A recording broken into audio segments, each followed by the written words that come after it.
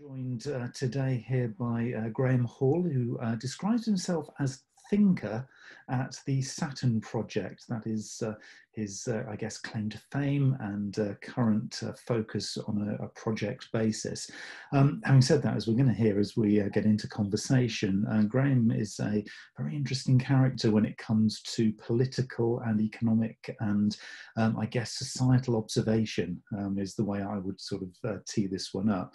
If you are a follower or you are part of Graham's connections and contacts on both LinkedIn, Facebook and other social networks are available, and you'll certainly know he is what you might term prolific in his posting of observation and things that are kind of going on right here, right now. So yeah, we're going to keep this rather than sort of do it as an interview, which a lot of the sort of recent broadcasts that I've done have been a lot more kind of questions and answers. I thought we'd get into a bit more of a conversational style with this one, which I think is probably more in keeping with Graham's approach to the world. So welcome to the session then, Graham. Thanks, Neil. Thanks very much for inviting me. Yeah, so I mean, you're obviously a big observer of obviously everything that's going on right now. How do you see this thing playing out? I mean, obviously, we none of us have crystal balls, and we can't kind of project into, you know, the coming weeks or months. But I think for some of us, we're kind of observing sort of trends and movement and development. And I guess the big sort of $1 million question is, where is this all heading? Where are we going with this?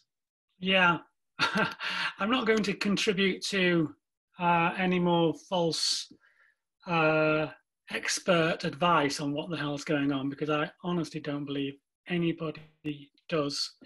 And I think that obviously we need to be able to plan ahead.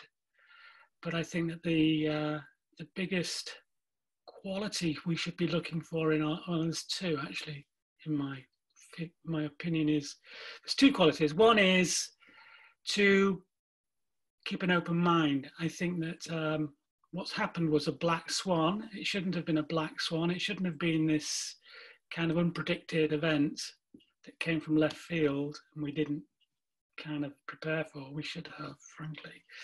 But nonetheless, it was a black swan, in the same way that the financial crisis of 2008 was a black swan, which shouldn't have been a black swan. So that's one thing. We should keep our minds open, because we don't know what's happening. And there is a state of being, I think, where we can be just open and aware and observant, and not jump to conclusions, not try and have the answer there and then. This is a highly dynamic situation. We need to be gathering data and information from all sorts of areas. And I think that the first quality that we should be having as a marketing group, for example, is to be aware of so many of the various changing aspects of what's happening right now. These are kind of catalytic times. Things will spin out of this, I think, which should actually. I mean, I don't want to suggest that you benefit from these problems, this crisis, but there are opportunities in here to do things differently, and so that's the first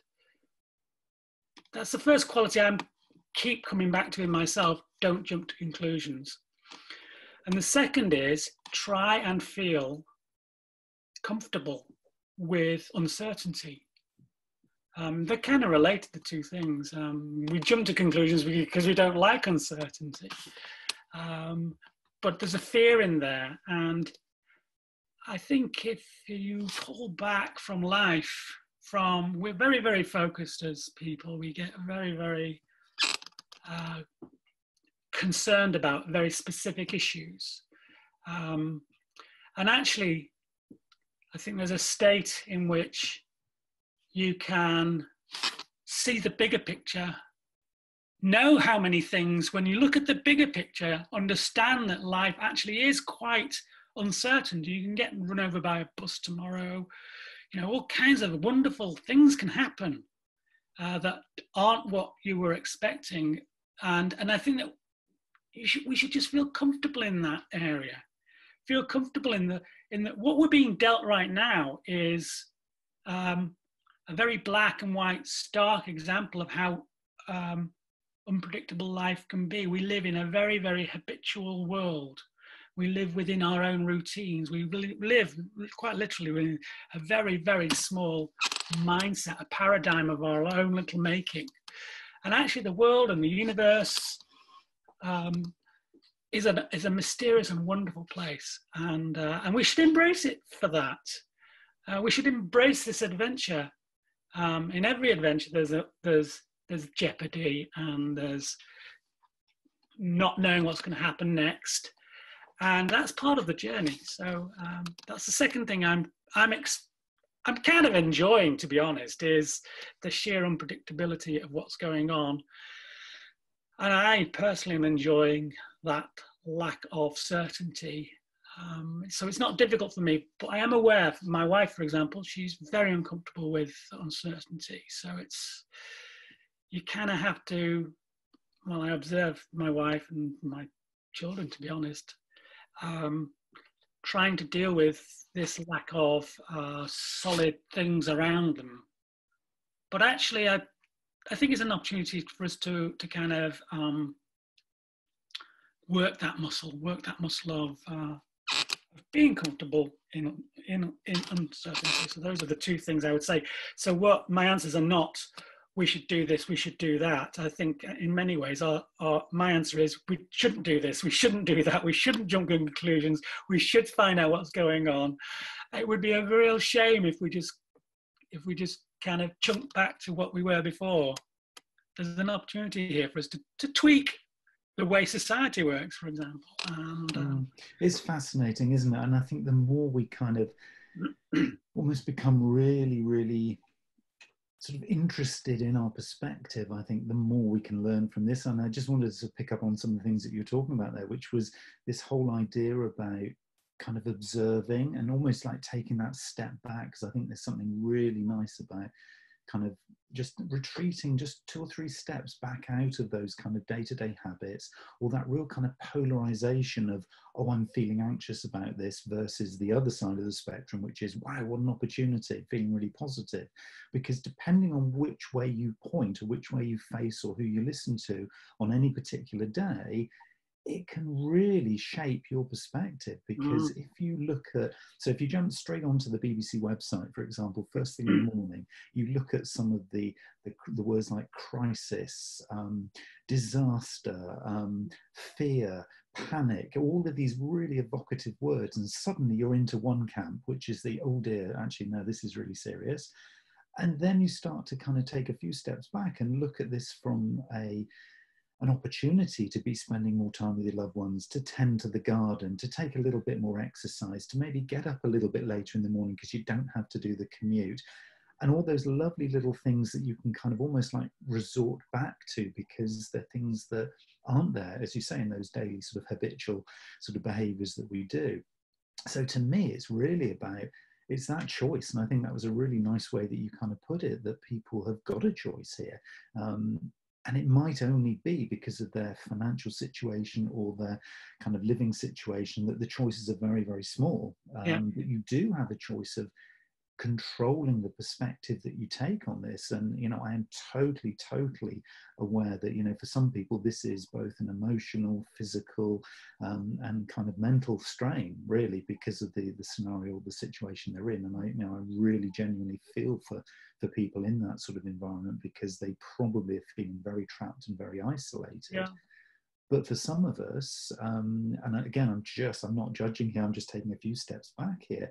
For some of us, this is a huge opportunity, because actually the whole kind of isolation thing, the whole kind of distancing socially, if you're an introvert, this is manna from heaven. This is wonderful time. And I can certainly identify with that, because the fact I don't have to be out there doing a whole bunch of meetings and sharing a lot of my kind of energy, if you like, my energy bank account in a particular day, I can channel this in a way that, you know, I can have conversations like this and then switch off and then retreat. And I'm in this kind of safe little bubble. So I think it's really kind of where you begin the day with the perspective of how you're looking at this, kind of almost then shapes up the rest of your day.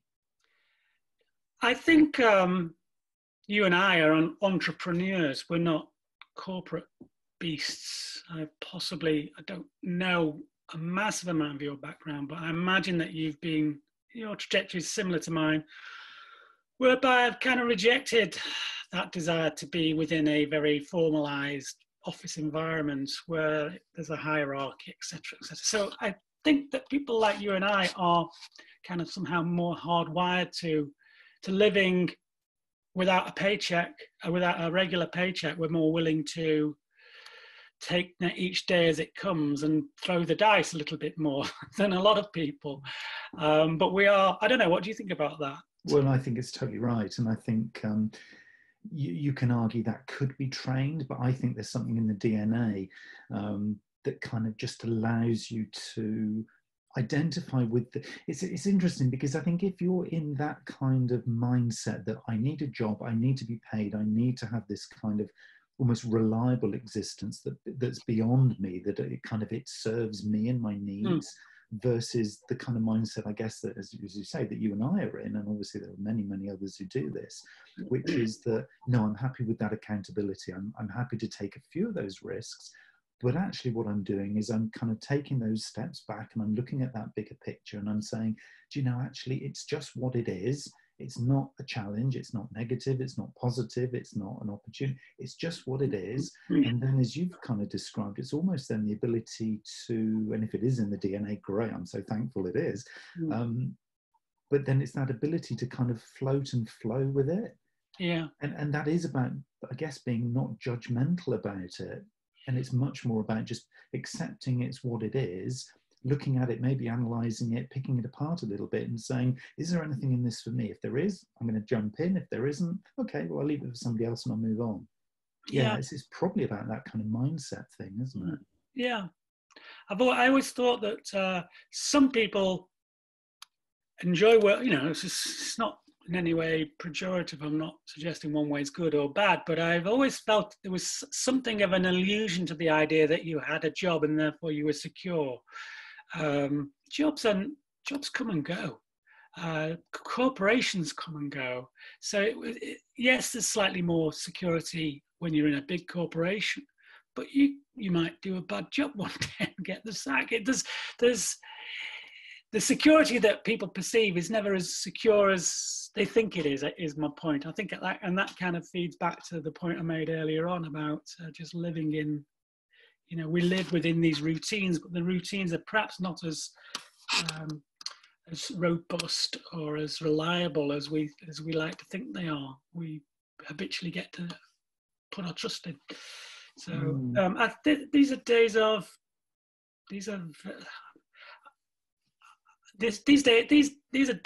are extraordinary days. Let's just make that very clear. There's nothing been like this since, I guess, the Second World War, where daily life has turned upside down in the way it has, and without certainty of the future.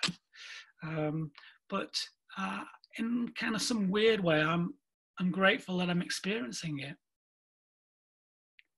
Yeah, and it's a really interesting one. This whole thing about kind of being grateful for something like this, because I guess there would be people watching and listening to this who have been directly affected by somebody they know contracting coronavirus and then potentially even dying from this.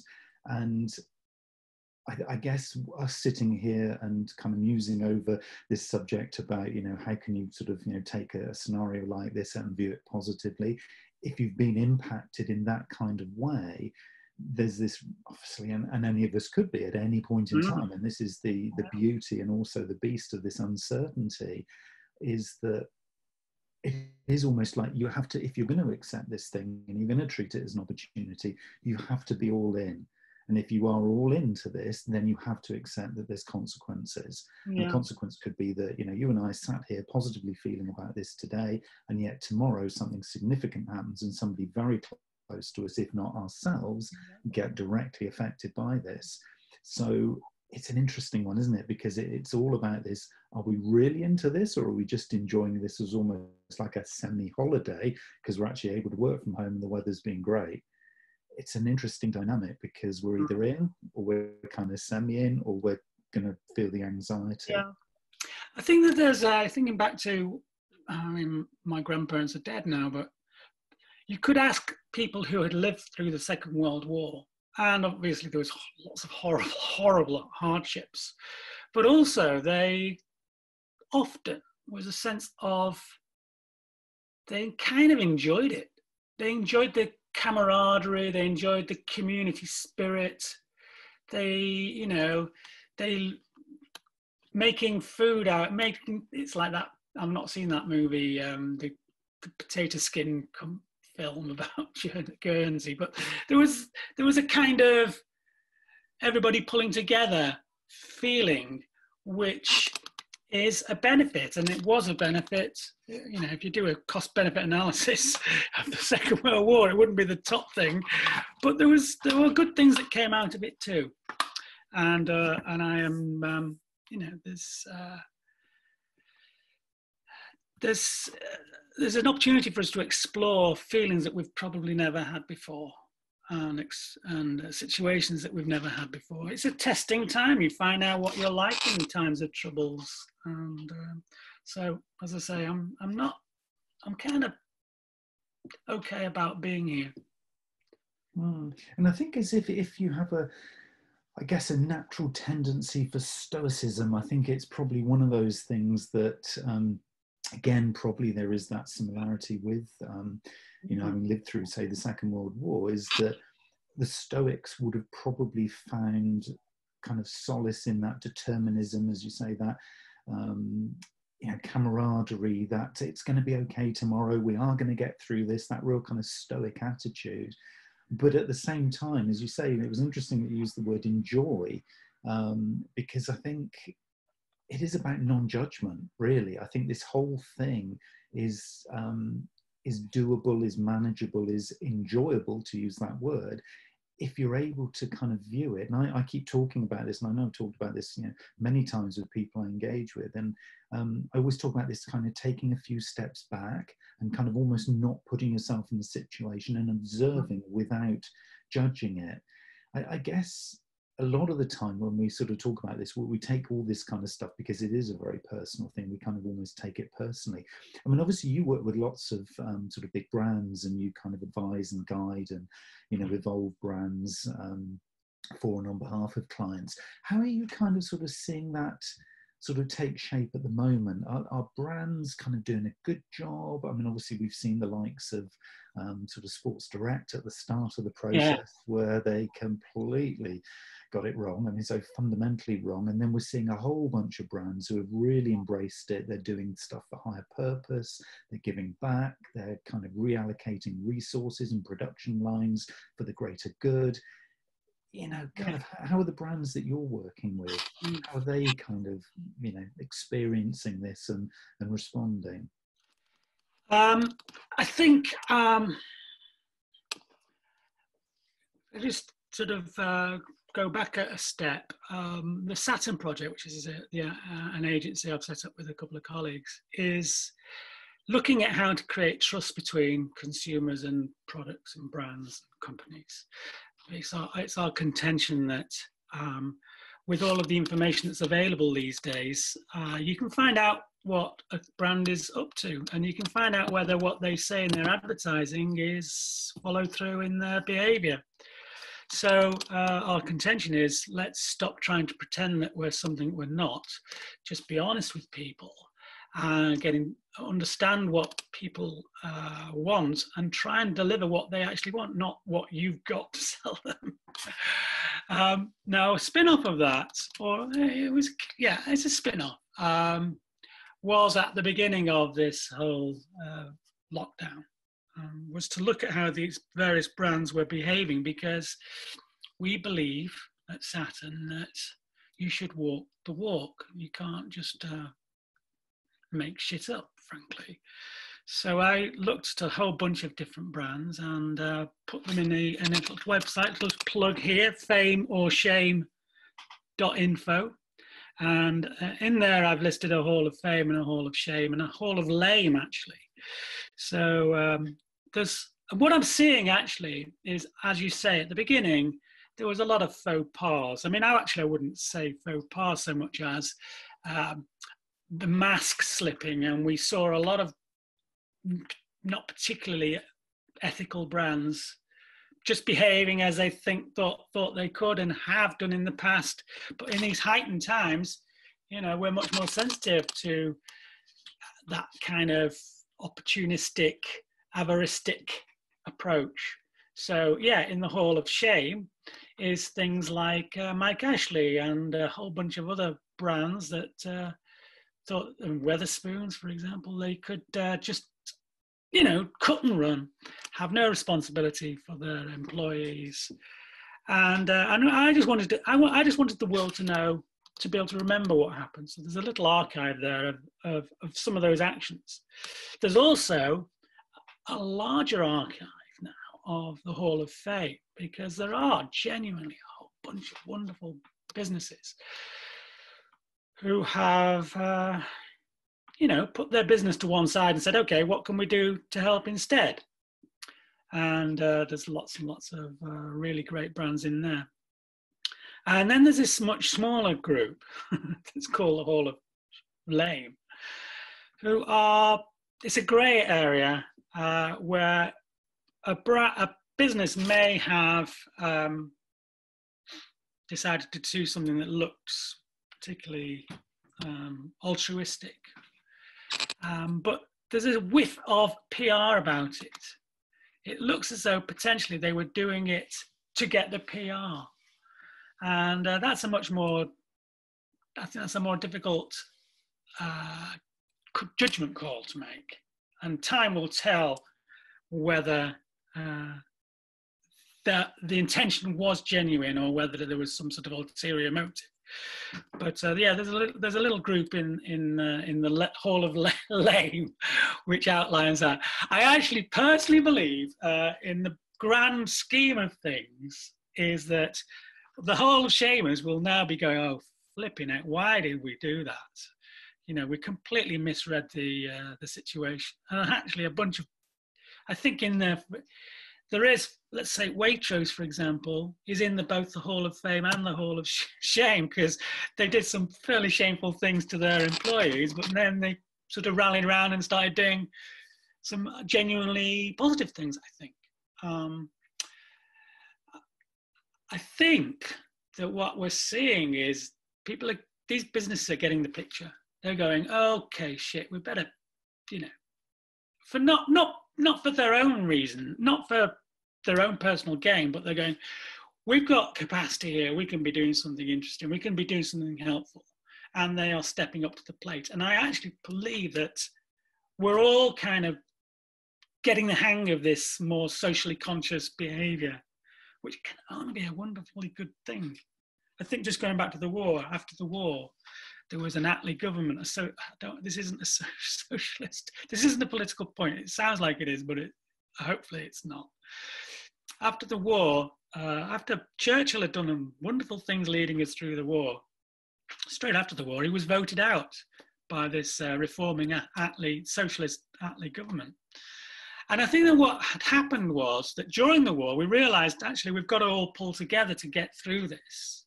And by the time and when the war finished, people said, yeah, that kind of worked, didn't it? Let's keep going. And I think that we're going through that same process right now. It's actually quite heartening, I think, to see. And you know, absolutely, just go back to that fame shame thing. You can redeem yourself. We all have feet of clay. I am no saint. I've done shitloads of stupid things in my life and probably continue to do and will continue to do. But we can only be taken on, you know, who we are right now. And so, yeah, we can keep growing, keep trying to keep evolving, I think, maybe. I love the thing about I'm no saint, and that's really, there's a lovely honesty in there. And I would say, yeah. God, yeah, my God. Yeah, I think if there's one thing I hopefully have taught my kids, this sounds very kind of preachy. It's the term, your hypocrisy. It's not that I'm political. It's just I kind of have a thing about hypocrisy. And I'm a hypocrite myself. I do loads of things that I shouldn't do. And I tell my kids to do one thing and then do the other thing. But it's being aware of it and trying to kind of work it out of your life. That's an ongoing project of mine, is to try and just to call people out. They can do something about it afterwards, but and it's not even moralistic. If you're an evil person, you do evil things, then you're not being a hypocrite. In a way, you're being true to yourself. I'm not suggesting you have to do what I say you do. It's about being consistent, and that's what truth is all about. It's about being consistent with your words, and your deeds are consistent. It's an amoral observation from my point of view. If you want to be truly evil, fine, but as long as you tell people what you're about, there may be a niche market for it. That was a different way. I wasn't expecting this conversation was going to go quite down that route. But I'm sorry, I do go off on one like that. But honestly, I would have expected nothing less from you then. But I think the point there is the word truth, isn't it? And I think it's really interesting that the fame and shame, and I love the lame as well, it's great. But the fame and shame kind of examples that you give, I think are really interesting, because what it's doing is it's almost kind of identifying the sort of the starting point for, if you're a business person, or if you're on a board of directors, if you're a large organization, or if you're just making decisions either as an organization or even as a family, it's kind of moving away from, this is always how we've done it, these are the old decision making paradigms, this is our behaviors, this is who we are, and actually saying, the world has fundamentally changed over the last month or so. Hold on, we can change too. Actually, if we just want to press the pause button on everything that we've ever done in the way that we've done it, my God, for the next 2 months, we could do this. Yes. Why don't we just go and play at doing this? Exactly. This is a really interesting time, because obviously with government subsidies, with the grants available, etc., etc., etc., it's almost like, we've actually got permission now to kind of almost break that mold, that old original mold. And we can do this at a little personal, individual level. We can do it, on behalf of our company. We can make a decision about our business or our brand to actually go in a completely different direction. Exactly. Apart from the example of, a world war that you've used there, to me, I can't think of another single example where we're ever going to get an opportunity like this again. Yeah. That's really nicely put, Neil. I think there's a lot of it isn't drastic. It's just trying to align yourself first, primarily, and this may be I think this is something that you get into in your line of work, is understanding your purpose and then aligning with it. That's it. The opportunity when we don't have the day-to-day pressures, perhaps, is to do some of that work right now. Get yourself aligned, get yourself geared up.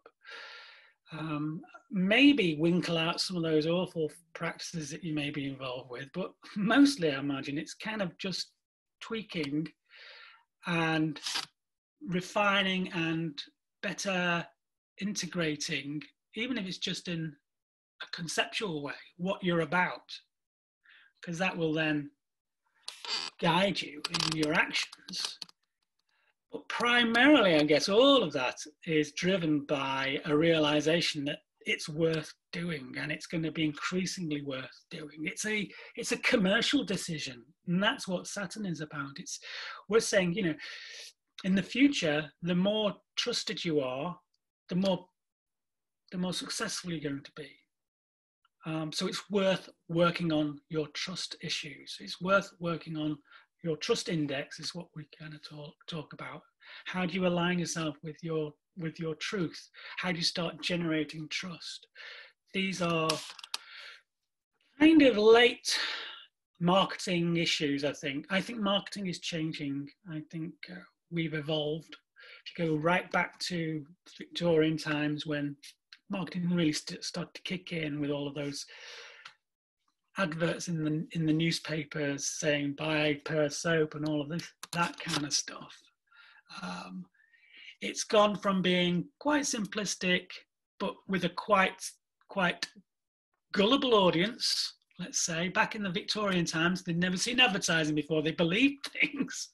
Then we went through this amazing ramping up of pumping out advertising messages to a society that was up for it because of the ability to keep improving our lifestyles, new inventions, new, better improved products. You know, yes, your washing did get whiter and whiter and whiter as we perfected the formulas for washing powder. So we believed advertising to a degree in that respect too, because it genuinely was delivering on what it was promising. But then we kind of get to the late 20th century and we get to what I think is a postmodern period where we go, hang on, I don't need my clothes to be any whiter than they were last year. I don't need this new improvement, this ball that I put in the washing machine, this, you know, this sachet. Actually, I remember back in the old days, it was all a lot more simple. So we kind of ran out of ability to deliver the new next wonderful thing. And we reached a point where it was postmodern. If you think modernism is all about improving things, postmodern is going, actually, things are getting, I think, is it my mind or are things not as good as they used to be? And wow, that's quite a extemporization. The point I'm trying to make, is that marketing needs to catch up with where we are at now, which is not, hey, life's going to get better if only I own that.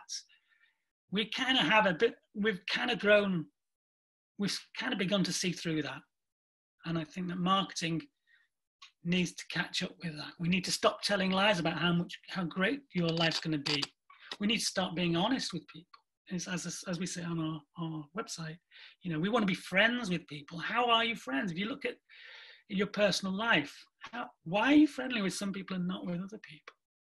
That's the relationship that will apply more and more with which brands are you going to choose, I think. And I think on the other, and I always say sort of on the other side, I keep finding myself using this phrase on the other side, you know, when we kind of come through this and we start to get released back into the wild again. I mean, for me, a world, I mean, you called it sort of postmodernism. I mean, if it was, I know, almost post-consumerism, and there is this, for me, this big sort of dichotomy that's kind of approaching, I think, on the horizon, which is we need to stimulate the economy, therefore we need more people to be buying more stuff. And then on the flip side of that is let's buy less stuff because actually we've figured out in this current situation, we don't really need anything. We don't need the new clothes. We don't need the flashy new car. We don't need the new watch. We can do with what we've got and we can repurpose what we've got and recycle and blah, blah, blah. So it's going to be a really interesting point where I think, and I totally buy into your argument about the fact it's about relationships and value. To me, the whole thing about brand and marketing and, you know, communication of value is now so far away from actually the product that you're offering and now so much more into the value and the outcomes of the relationship. So it's kind of, how does that brand make me feel? How does it improve my world? So if I buy product A versus product B, if product A enables and empowers and fuels a better world for me, I'm going for product A. I don't really care what product A is versus product B, but if it gives me that outcome, that higher value, and I can buy into the brand story, then wow, I'm going for product A. Yeah. And to me, that's a huge opportunity on the other side, which, you know, I'm really hopeful that everybody in the world kind of gets, because obviously there's this huge danger that we just think, oh, right, we're back to normal, and I just don't want the normal to be the normal. Yeah, absolutely. Yeah. How many people are like us We'll find out, I guess. We will, with the comments on the side or below. Yes, on this recording. There's a couple of things that spring to mind from that. One is a massive, again, it sounds like politics, but there is a question mark over the free market model of continually growing. I mean, we have to question that, only in as much as the world has finite resources, and how can you continue to grow within a finite, playing field? So that's one question. And the other question is a bit more immediate. Is I'm an inveterate website builder, I think. Suddenly, there's this other idea I have, which is called middleman, which is about looking for product which is neither the super flashiest nor the cheapest. So it's neither a Rolex watch nor some cheap knockoff from China in terms of watches. Watches is an area I've done a lot of work in. There's this kind of bunch of really well-made things in the middle that aren't the most expensive, but are going to last you for ages and really deliver on what they promise.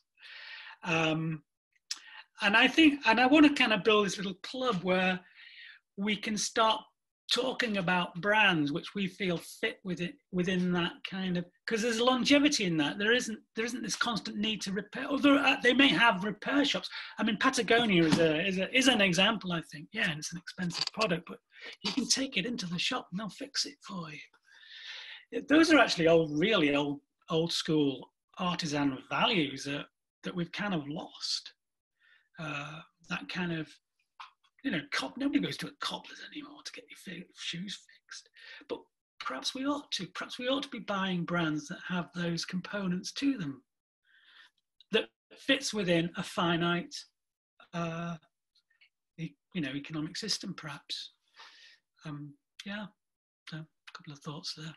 And I really love that idea of kind of self-reflection as an individual, but also then the example that you've given as a business. You can self-reflect, you can look at this and almost get those flip charts out, get the pens out, start to draw, start to use your sticky notes to kind of just open up the opportunities and the potential here, because this isn't something that this month you have to sell X amount of product because your business plan said at the start of the year that in April or May, whatever, you're going to hit these targets. All of that's gone out the window for now. You're either in survival mode or you're in opportunistic mode. And if you're in that opportunistic mode, and you could be in survival mode and decide, actually, I'm not going to stay there, I'm just going to take the opportunistic moment and just spend the next week to just open up and look at all those innovative ideas. And it's a lovely example, that kind of middleman sort of thing, where it's just, you might come up with something, you think, actually, what we're going to do, we're not going to sell new product for the next few months. We're going to revisit all our existing customers and see what we can do for and with them, with the product they've already got. What an interesting little exploration that would be. So I think what we're kind of summing up, I think, here is the opportunity of self-reflection and just really being open and honest and authentic. And you used the word truth quite a number of times in this conversation, just being truthful and just looking inside and saying, what is this moment about? What can I bring out of the opportunity that this could be a once in a generation, once in a lifetime moment?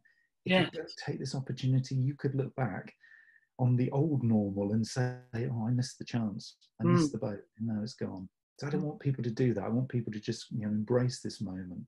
So it's exciting, really exciting. Cool. So Saturn Project, if people want to find out a little bit more about both Graham Hall, the thinker, and the Saturn Project sort of more generally, how can they get hold of you? Well, there's a website, the terrible name, the-saturn-project.com. You can find me through LinkedIn. By the way, it says thinker there because I'm the planner and my colleagues are a creative and a account manager, for want of a better word. And we are we're just a part of we're the hub of a network that can pull in different skill sets, such as yours, to define, what brands are about, and then how do you express that through the world, in the world. So that's that. And currently trying to write a book about it called Winning Trust, and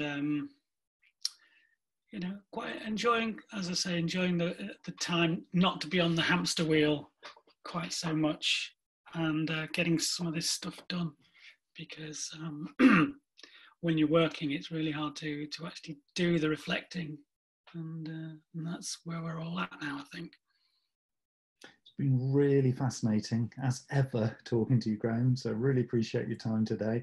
And I just imagine that there might be a couple of topics that are going to resonate with anyone listening and watching this, that are going to rise to the surface, and we may well be able to do a little deep dive exercise on those in future episodes. So thank you again for your time today. And I'd just like to say thanks to you, because when I first came to Somerset, you were really kind and gave me a morning of your time just to orientate me, and it was a very, very nice gesture.